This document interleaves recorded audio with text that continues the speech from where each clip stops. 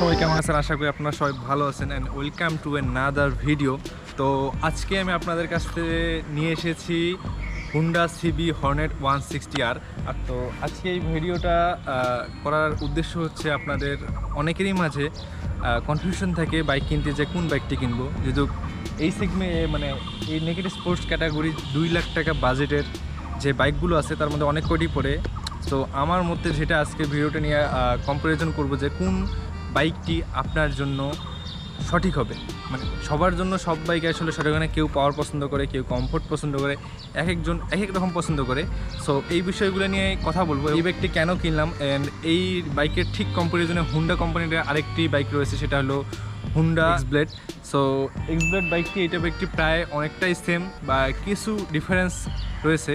So এই বাইকটি কেনার সময়ও আমি কিছু দ্বিধাবোধে পড়েছি এই এক্সব্লেড অ্যান্ড হর্নেটকে নিয়ে, যে কোনটা নিব কোনটা না নিব। ওকে, বিশেষ করে এই দুটার মধ্যে পড়েছি।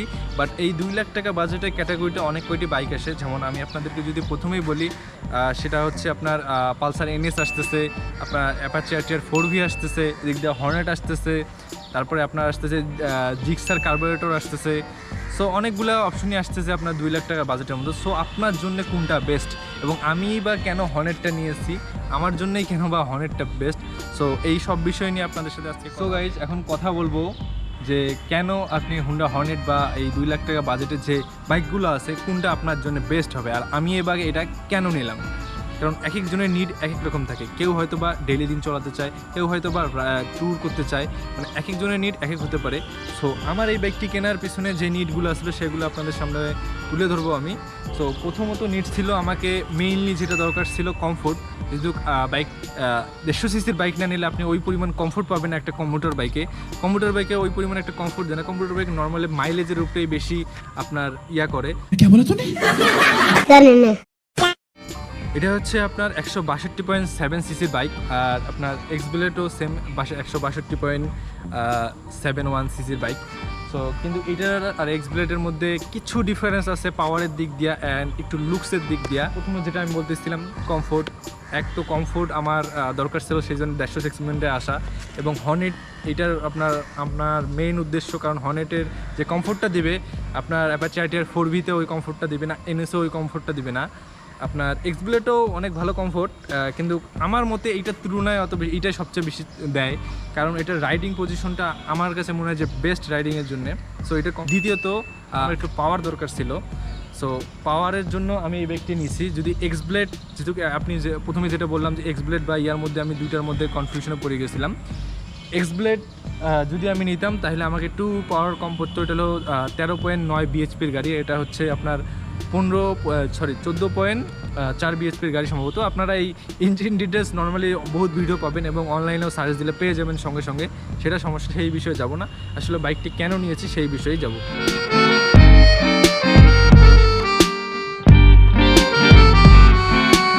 যাই হোক, সো মেইন যে পয়েন্টটি এই বাইকটি নেওয়ার সেটা হচ্ছে আপনার কমফোর্ট।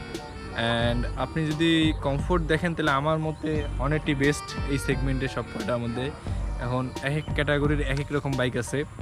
আপনি যদি এখন 4V নেন তাহলে 4Vর মধ্যে আপনি পাওয়ার হর্নেটের চেয়ে বেশি পাবেন। হর্নেটের আছে আপনার 14.9 BHP 8500 RPM-এ। আর আপনি যদি এখন নেন অ্যাপাচি আরটিআর 4V, তাহলে সম্ভবত 17 বিএইচপি সামথিংয়ের বাইক ওটা হচ্ছে আপনার। অ্যান্ড এনএসও আপনার প্রায় 16 বিএইচপি সামথিং এরকম মাইলেজ। আপনি যদি এখন এই 150 সেগমেন্টের যে কোনো বাইক দেখেন বাংলাদেশে, তাহলে আপনি এই হর্নেট বা এক্সব্লেড বাদে কোনো বাইককেই কিন্তু আপনি কম্পেয়ার করতে পারবেন না, কারণ এক্সব্লেড অ্যান্ড হর্নেটেই সবচেয়ে বেশি মাইলেজ দিচ্ছে। কোম্পানি হয়তো বা একটু বেশি ক্লেম করতেছে, বাট ইউজার রিভিউ অনেক ভালো। ওকে, আপনার এটা এখন পর্যন্ত প্রায় 7000 কিলোমিটার চলেছে। তো 7000 কিলোমিটারে 45 থেকে 50-এর ভিতরে মাইলেজ এটা পেয়েছে। মানে এটা 7000-এর মধ্যে আপনার 45 থেকে 50 মাইলেজ পেয়েছেন। আর আপনি যদি এক্সব্লেড নেন, এক্সব্লেডেরও আপনি 45 থেকে 55-এর মধ্যে মাইলেজ পাবেন। But how it possible? Normally যে 4V রয়েছে বা পালসার এনএস রয়েছে, এই বাইকগুলোতে কিন্তু আপনি জোর গেলে 40 মাইলেজ পেতে পারেন, কারণ এই বাইকগুলোতে যেহেতু পাওয়ারের উপরে বেশি ফোকাস করা হয়েছে এই বাইকগুলোতে, সো এটাতে একটু তেল বেশি খাবে সাধারণত। নিঃসন্দেহে তুই ঠিক কথা বলেছিস। অ্যান্ড এই বাইকটির নেওয়ার আরেকটি কারণ হচ্ছে আপনার ব্রেকিংটা হচ্ছে পিছনে ইউজ করা হয়েছে 140 সেকশনের টায়ার ইউজ করা হয়েছে, এবং সামনে আপনার ইউজ করা হয়েছে আপনার 100 সেকশনের tyre. So 140 section tyre use করার ফলে যেটা হয়েছে যে আপনি যখন ব্রেকিং পারফরমেন্সটা অনেক বৃদ্ধি পেয়েছে এক্সব্লেডের তুলনায় এবং অন্যান্য গাড়ির তুলনায়। আপনার সম্ভবত 4ভিতেও 140 সেকশনের টায়ার, 140 কি 130 সেকশনের টায়ার, ওই দিক দিয়ে কম্পেয়ার করলে আপনার হর্নেট অনেক মানে ব্রেকিং পারফরমেন্স অনেক ভালো দিচ্ছে।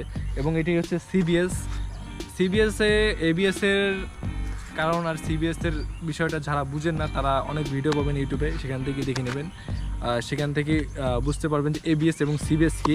তবুও বলেন কি কাম সেরা ফেলাইছেন ভাই, আপনি কাম সেরা ফেলাইছেন। তবুও আমি বলে দিচ্ছি, সিবিএস হচ্ছে কম্বাইন্ড ব্রেকিং সিস্টেম। আপনি যদি এই হর্নেটে যে এই বাইকটাতে যেটা সিবিএস রয়েছে, আপনি যদি এখানে পিছনের ব্রেকটি প্রেস করেন, তাহলে পিছনের ব্রেক ধরবে আপনার 60% এবং সামনের ব্রেক ধরবে আপনার 40%, এভাবে।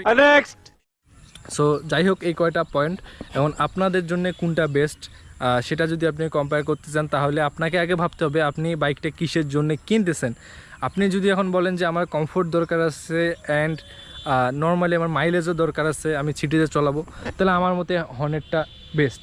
কিন্তু একটা জিনিস মনে রাখবেন, হর্নেট কিন্তু হচ্ছে এয়ার কুল ইঞ্জিন, এক্সব্লেডও কিন্তু এয়ার কুল ইঞ্জিন, আর ওদিকে আপনার 4V হচ্ছে আপনার অয়েল কুল অ্যান্ড এনএসও হচ্ছে আপনার অয়েল কুল। সো এটা কিন্তু অবশ্যই মাথায় রাখবেন। ওকে, সুজুকি জিক্সারের যে কার্বোরেটর ভার্সনটা আছে ওটাও কিন্তু আপনার এয়ার কুল। সো আফটার অল যদি বলতে চাই, আপনি সব বাইকেরই কিন্তু অল ডিটেলস আপনি গুগলে পেয়ে যাবেন, এবং না এলে ইউটিউবে বহুত ভিডিও আছে এই বিষয়ে। তো আজকের ভিডিওটা আমার মূল উদ্দেশ্যই ছিল যে এই বাইকটা আমি কেন নিচ্ছি এবং আপনাদের জন্য এই সেগমেন্টে কোন বাইকগুলো বেস্ট হবে। আমার মতে আপনি যদি কমফোর্টের দিক দিয়ে দেখেন এবং একটু পাওয়ার চান, তাহলে হর্নেট আপনার জন্য বেস্ট।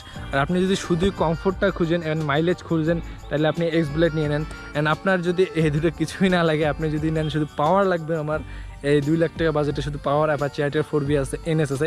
এনএসের চেয়েও অ্যাপাচি আরটিআর 4V পাওয়ারটা একটু বেশি, সো অনেকে এখন 4Vটা বেশি প্রেফার করতেছে এনএসের থেকে। এখন আপনার কোনটা বেস্ট সেটা আপনি চুজ করতে পারেন। তো আজকের ভিডিওটাই এতটুকুই ছিল। যদি কোনো কোয়েশ্চেন থেকে অবশ্যই আমাকে কমেন্টের মাধ্যমে জানাতে পারেন, ফেসবুক, ইনস্টাগ্রাম, যেখানে খুশি ইচ্ছা মেসেজ দিতে পারেন, ডিএম করতে পারেন।